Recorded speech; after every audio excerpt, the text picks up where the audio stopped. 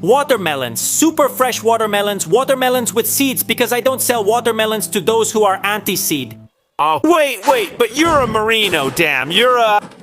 You know it very well. These watermelons are mine. You stole them. Slander and lies. They've always been mine. Since the dawn of time, you're a lying thief. You've been stealing my watermelons for years, and nobody does anything about it. I wish you would vanish from the earth.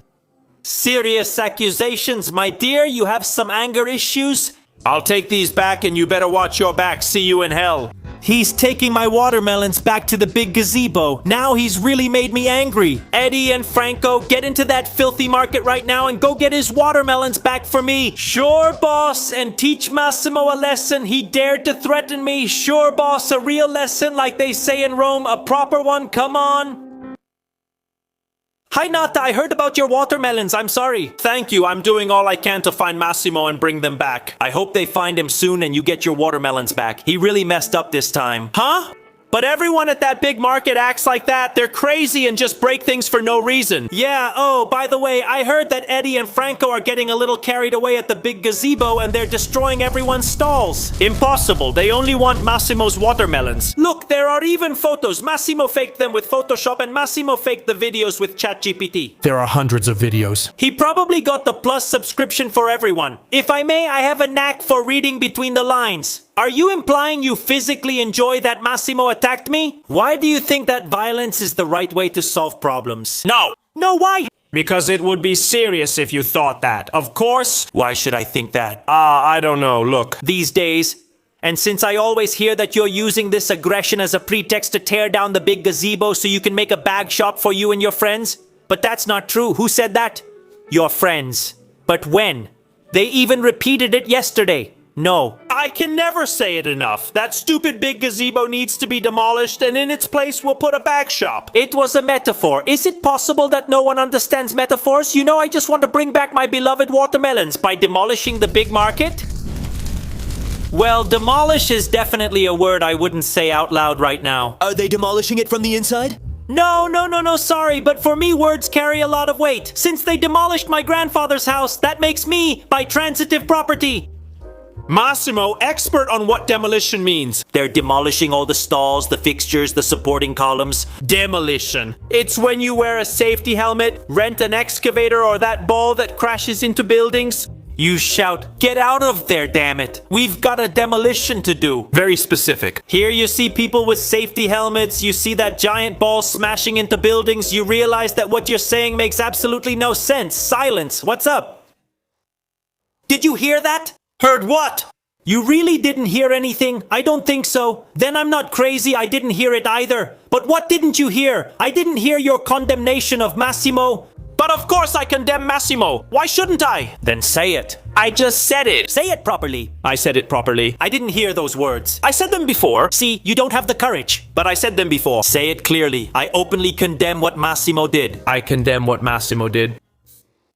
She doesn't seem sorry enough. Look, that's not Luca the fishmonger. I don't know him. What does a fishmonger have to do with your watermelons? Luca the fishmonger is an accomplice of Massimo. He's Luca's son. He's an accomplice of Massimo. Luca's cat. Accomplice of Massimo. Can I see the evidence? Are you aware that the big market doesn't even maintain the cold chain? So what? So, I'd like to see if you went to eat there and got the runs, how would you be? You'd be like, oh, poor me, right? What's that got to do with it? And nobody says poor you to me. Just me with my little stall against a big, huge market. Let me ask you something. Why did you want to come sell watermelons here in the middle of nowhere when you live in a big city where you could sell everything on Amazon?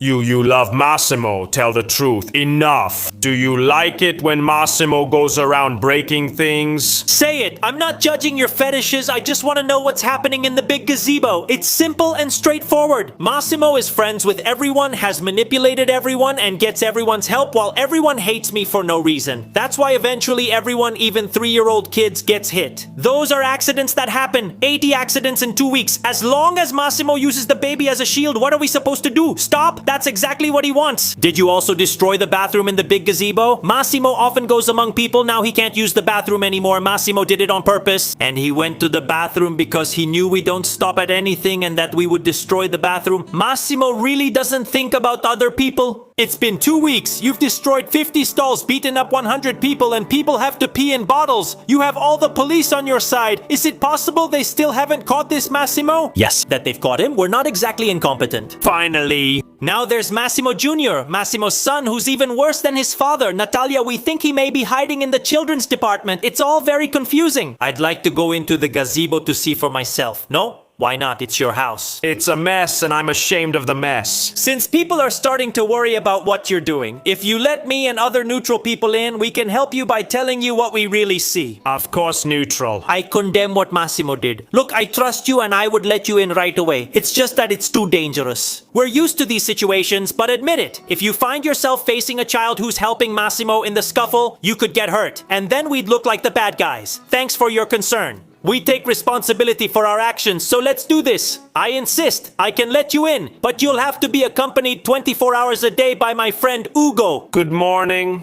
This way he can protect you and you can feel completely free to express yourself however you want. Isn't that right, Ugo? Liberissimo di esprimerti come meglio credi. You're very thoughtful, Nathan, but I'd prefer to act on my own. Oh, I understand perfectly. On your own. I get the hint. What hint? The point is that you've never condemned Massimo. Yet. But I will go on even though everyone is against me, but no one is against you. No one is lifting a finger to stop you. Of course, now I'll show you what they're saying. Federico? Hi, Nathan. Here are your new clubs. But I don't agree with the way you use them against innocent people, but I'm sure you'll be more careful with these. Did you hear what even he said himself, the cousin of the friend of the son who demolished my grandfather's house? You're right. In fact, I've learned that demolishing things is wrong and that you could never demolish things. Because that would be too ironic. And I get irony right away. And more than that, listen, Georgia, come on, as a mother, I have to tell you, let's say that I'm very sorry about what's happening. I swear, it's bad, really bad. Stop it, please. Give it to Auntie, but that's enough. But give me 2 watermelons. Come on, there you go. Did you hear? Did you hear those harsh criticisms? They sell you bats, they buy you watermelons. They even call you to play soccer as if nothing happened. You're the only one here who can do whatever you want without rules. Anyone else would be in jail. I don't know how you do it. The reason you're so well liked by the chief of police is that the chief of police is a good person. I hate to bring this up, but they demolished my grandfather's house. I think it's the least someone could do to have a little compassion for me. The chief of police is a sensitive person and is working hard to make sure that justice prevails in these lands. So, are you done raising that shack? I need the space to build my poke shop. I mean, are you done raising that filthy shack? I need the space to build my poke shop.